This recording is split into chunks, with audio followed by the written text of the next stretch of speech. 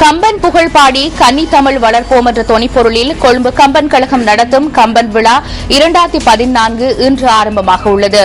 இன்று தொடங்கும் 2014ஆம் ஆண்டுக்கான கம்பன் விழா எதிர்வரும் ஞாயிற்றுக்கிழமை வரை கொழும்பு ராமகிருஷ்ண மிஷன் மண்டபத்தில் இடம்பெறவுள்ளது. இன்று மாலை 5 மணியளவில் வெள்ளவத்தை ஸ்ரீ ஐஸ்வர்ய லட்சுமி கோவிலில் இருந்து கம்பன் பட ஊர்வலம் ஆரம்பமாக உள்ளமை குறிப்பிடத்தக்கது.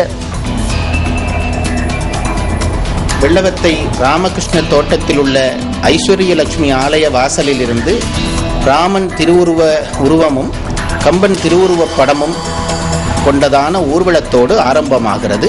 அதைத் தொடர்ந்து நடைபெற இருக்கக்கூடிய நிகழ்ச்சிகளிலே அறக்கட்டளை விருது என்று கம்பன் கழகம் அமைத்திருக்கக்கூடிய 5 அறக்கட்டளை விருதுகளை நாம் வழங்க இருக்கிறோம். இந்த விருதுகள் வழங்கப்பட்ட பிறகு நம்முடைய கம்பன் விழாவிலே வழக்கமாக நடைபெறுகிற போட்டிகளுக்கான பரிசளிப்பு முதலிய நிகழ்ச்சிகள் நடைபெறந்து இந்தியாவிலே இருந்து வந்திருக்கக்கூடிய கலைமாமணி நர்த்தகி நர்ராஜ் அவர்களுடைய நாட்டிய நிகழ்ச்சி நடைபெற இருக்கிறது.